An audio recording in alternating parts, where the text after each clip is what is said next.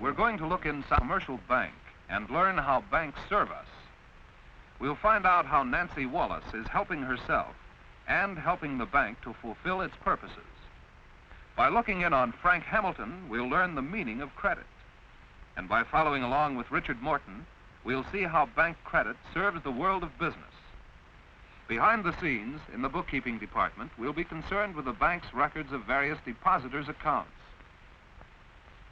and with the bank's own balance sheet. Let's look at the balance sheet this way.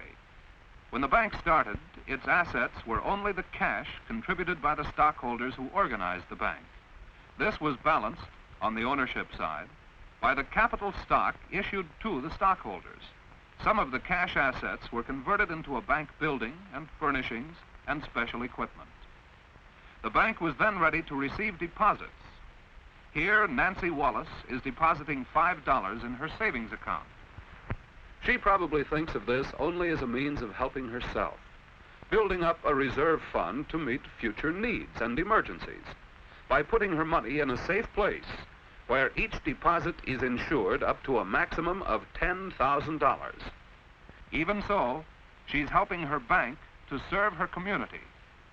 For she and hundreds of other depositors help to build up the amount of cash which the bank has available to conduct its business. Deposits appear on the other side of the balance as a liability because the bank must stand ready to return an equal amount of money on demand. Deposits in savings accounts are called time deposits because the depositors intend to leave the money in the bank for some time. But most of the deposits are demand deposits, upon which the depositor can write checks when he makes payments to others. Such deposits are made in commercial or personal accounts, often called checking accounts. Frank Hamilton is depositing some money, and also a check, his paycheck. On the deposit slip, the amount of the money and the check are added together, just as though it were all money. And yet, a check is not money. It is an instrument for the transfer of credit, which is a substitute for money. What does that mean? Well, how would you like to have to get up every morning in time to pay the milkman? Just this bother, the dairy sells its products on credit, and at the end of the month sends a bill for the price of the milk delivered during the month. This is called personal credit or consumer credit. But now, Mr. Hamilton still doesn't want to go to the dairy office to pay his bill. So he will mail them a check for the amount of money he owes them. And this is where the bank comes back into the picture.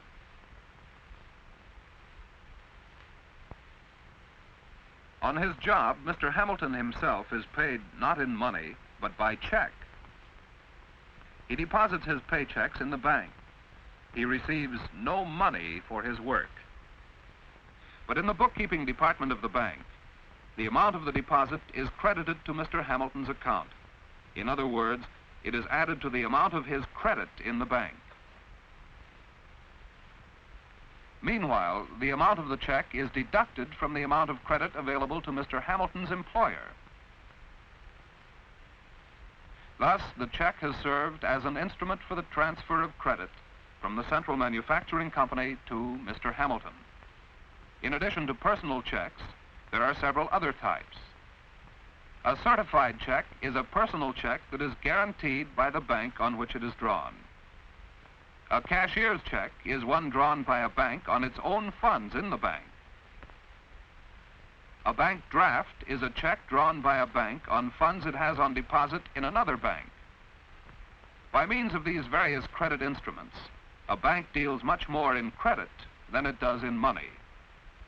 Now, a bank not only assists in the transfer of credit, but it also creates credit. To see how this is done, we'll follow Richard Morton into the loan department of the bank.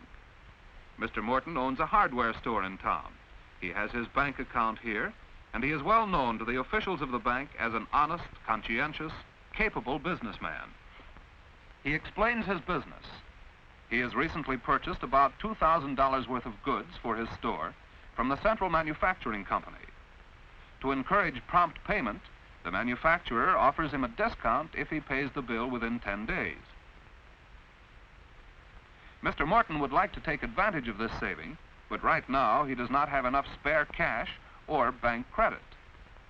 He wants to borrow that much from the bank for 30 days.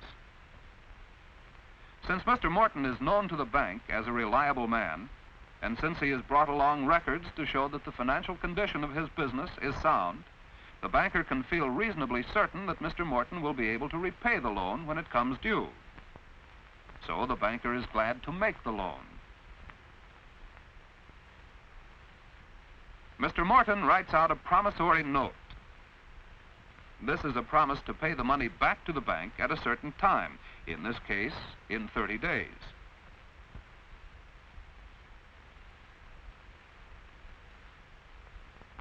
As so often happens in a bank, no money changes hands.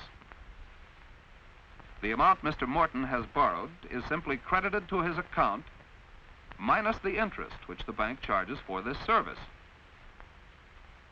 When interest is deducted in advance, we call it discounting a note, and the interest is called discount. Other notes provide that the borrower receives the full amount and pays it back, plus interest. Either way, the interest that it collects on loans is one of the bank's principal sources of income. Now Mr. Morton has obtained his loan. He has increased his bank credit by nearly $2,000. But this credit was not transferred to him from some other account, so where did it come from? The bank always has on hand a reserve of money received from the stockholders and depositors. On the basis of these cash reserves, a bank can create credit. As a result of the loan to Mr. Morton, the asset, loans and discounts, is added. To balance this, the deposits figure is increased by the amount of the loan which is left with the bank.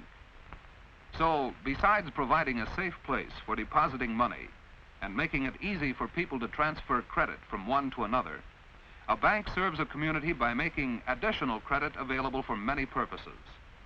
For a family to build a new home, for a merchant to enlarge and remodel his store, for a farmer to purchase new equipment, for a manufacturer to meet his payroll during slack selling periods, for a family to meet the cost of an expensive illness, and for many other good reasons why people are always needing more money, more credit than they have immediately available.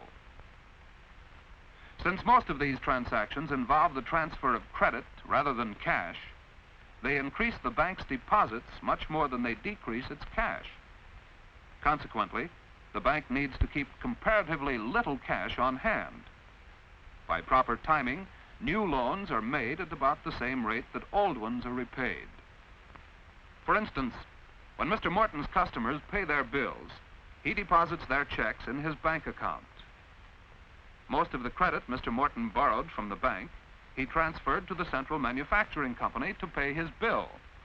His subsequent deposits build his credit up so that by the end of the 30-day period, he can repay the bank the credit he borrowed. In exchange for this check, he receives back his promissory note marked paid in full. Still, for all the work this credit has done, it has had little effect on the bank's cash. What then does the bank do with the rest of the cash the depositors have left with it?